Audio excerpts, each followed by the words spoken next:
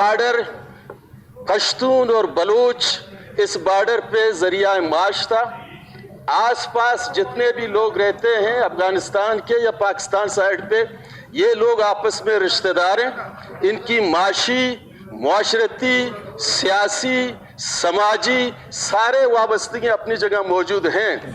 लेकिन हम समझते हैं कि अगर बॉर्डर के हवाले से रियासत के पास कोई पॉलिसी है, रियासत पॉलिसी बनाती है, लोगों को रोजगार देती है, लोगों की माशी हालत बेहतर करती है, उसके पास अगर ऐसी पॉलिसी है बॉर्डर को बंद करें, बाड़ लगा दिया, लेकिन रियासत अपनी पॉलिसी बताएं, ये 2 करोड़ अवाम के लिए उसके पास पॉलिसी क्या है।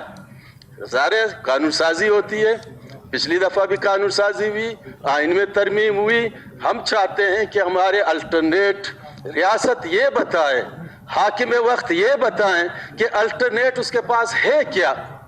जब लोग बेरोजगार होते हैं, जिम्मेदारी आइन में लिखा हुआ है, रियासत की जिम्मेदारी है। जब कारोबार नहीं होती है, यहाँ कोई कारखाना है नहीं है, कोई जरिया माश है नहीं है, तो लोग किधर जाएं। वो इस इंटरनेशनल हालात और वाक़यात पे जो बलूचिस्तान की हालात हैं, ऐसे वक्त में आप लाखों करोड़ों लोगों को बेरोजगार करते हैं। ये तेल बॉर्डर से निकल के पंजाब तक भी जाती है, सिंध तक भी जाती है, लोगों के जरिया कोई नहीं है। हमारी जमींदारी के लिए ऐलान करे मरकज, बलूचिस्तान के 50 लाख लोगों को सोलराइजेशन पे मुंतकिल करे। हम एग्रीकल्चर पे जाना चाहते हैं, लेकिन जनाब स्पीकर साहब, गवर्नमेंट ने एक चीज बंद की है, नोटिफिकेशन हुआ। अफसोस की बात यह है कि इसको समलिंग का नाम दिया जा रहा है। ये रोजगार है, कोई गैर कानूनी नहीं है। ये हमारी रोजी का मसला है, हमारी बच्चों का मसला है, हमारी बच्चों का आने वाले नस्ल का मसला है। हम अगर पढ़ना चाहें, हमारे जेब में एक टेढ़ी पैसा नहीं है, हम अपने बच्चों को पढ़ा सकते हैं, उनकी इलाज कर सकते हैं।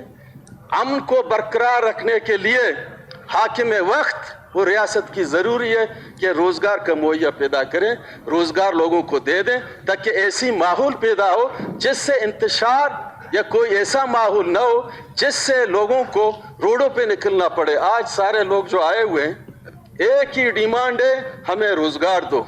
एक ही डिमांड है, हमें जीने का हक दो। एक ही डिमांड है कि इस्तिसाल ख़त्म करो। एक ही डिमांड है कि हमारे साथ इंसाफ करो। इंसाफ के लिए तो हम यहाँ खड़े हैं। ये जो फोरम में यहाँ बैठा हुए सारे इंसाफ की तलबगार हैं। हम इंसाफ किससे मांगे?